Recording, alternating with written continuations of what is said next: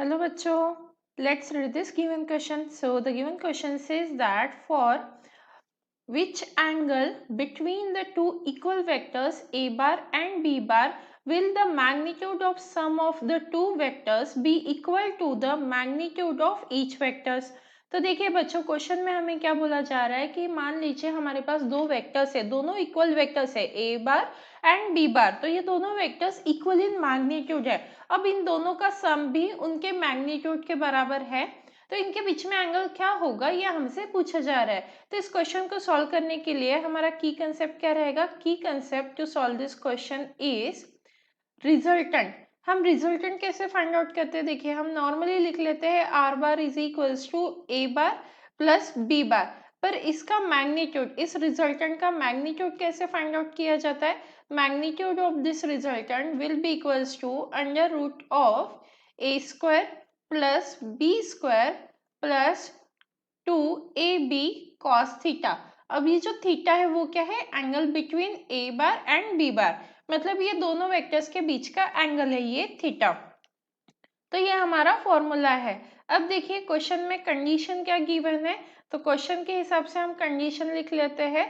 तो given condition हमें ये है कि ए वेक्टर का मैग्नीट्यूड बी वेक्टर के मैग्नीट्यूड के बराबर है और इन दोनों का मैग्नीट्यूड जो उनका रिजल्टेंट है उसके बराबर है।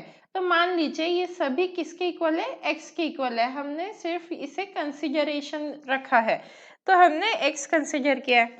अब हमने की कंसेप्ट में देखा था कि मैग्नीट्यूड कैसे फाइंड आउट किया जाता है वेक्टर्स का, under root of A square plus B square plus 2ab cos theta.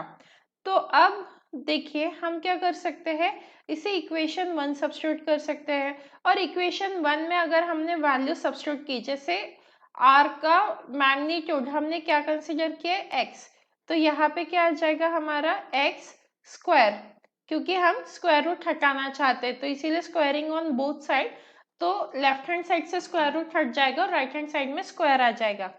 ए बार के बदले ए का मैग्नीट्यूड भी क्या है? एक्स ही है, तो ए स्क्वायर के बदले हम क्या लिख सकते हैं? X square.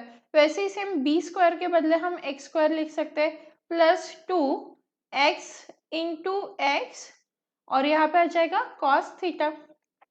अब क्या करेंगे, इसे थोड़ा सिंप्लीफाइड फॉर्म में लिखेंगे तो X square is equal to ये हो जाएगा हमारा 2x square plus 2x square cos theta. अब देखिए जो लेफ्ट हैंड साइड है और राइट हैंड साइड है दोनों तरफ x स्क्वायर है, तो हम कॉमन ले सकते हैं, तो क्या आ जाएगा? X square is equal to, यहाँ से एक्स स्क्वायर कॉमन ले लिया, इन ब्रैकेट आ गया हमारे पास 2 प्लस 2 cos थीटा। तो ये दोनों एक दूसरे के साथ कैंसिल हो गए।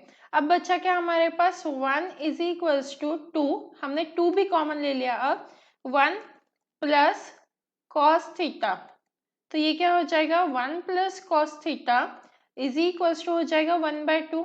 तो cos थीटा की वैल्यू क्या आ जाएगी? यहाँ से cos theta is equals to 1/2 minus 1, मतलब cos थीटा क्या आ गया? माइनस 1/2।